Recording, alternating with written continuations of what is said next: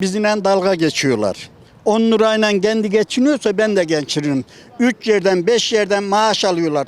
Bana da huzur payı versinler ki ben de geçinem.